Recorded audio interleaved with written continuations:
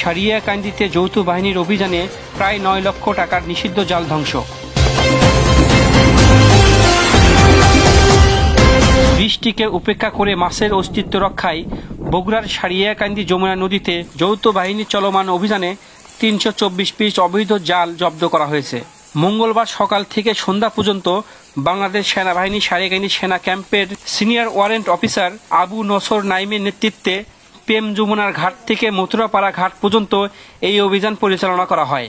সেই সময় উপজেলা মৎস্য অফিসার মুর্শেদা খাতুন মৎস্য সুরক্ষা ও সংরক্ষণ আইন ১৯৫০ অনুযায়ী অভিযানে যমুনা নদী থেকে বিভিন্ন স্থান থেকে ২০৪ পিস চায়না দুয়ারি জাল এবং ১২০ পিস কারেন্ট জাল জব্দ করেন, যার বাজার মূল্য প্রায় ৯ লক্ষ টাকা। পরে জব্দকৃত নিষিদ্ধ জালগুলো আগুনে পুড়ে ধ্বংস করা হয়। সেই সময় উপজেলা মৎস্য অফিসার মুর্শেদা খাতুন বলেন, আজকে মৎস্য সুরক্ষা এবং সংরক্ষণ আইন ১৯৫০ বাস্তবায়নে যমুনা নদীতে একটি অভিযান পরিচালনা করা হয়। এই অভিযানে আপনার কারেন্ট জাল ১২,০০০ মিটার এবং চায়না জাল ২০৪ পিস জব্দ করা হয়েছে এবং তা জনসম্মুখে আপনার বিনষ্ট করা হয়, যার আনুমানিক বাজার মূল্য ৯ লক্ষ টাকা।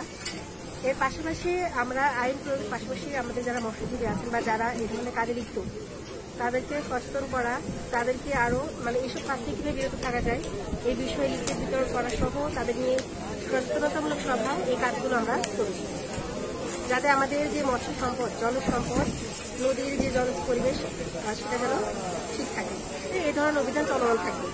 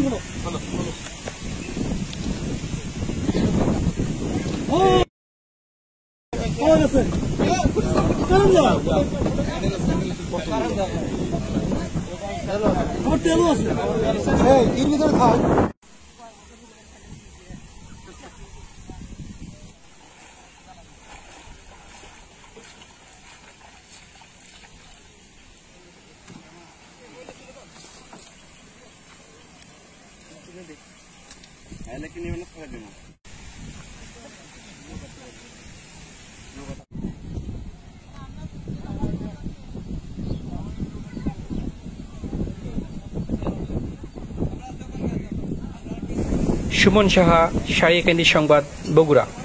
আমাদের এই রিপোর্ট ভালো লাগলে একটি লাইক দিয়ে আপনার গুরুত্বপূর্ণ মতামত জানিয়ে সারিয়াকান্দি ফেসবুক পেজের পাশে থাকবেন। নতুন রিপোর্টগুলো দেখার আমন্ত্রণ রইল। আমাদের সাথে থাকার জন্য আপনাদের অনেক ধন্যবাদ।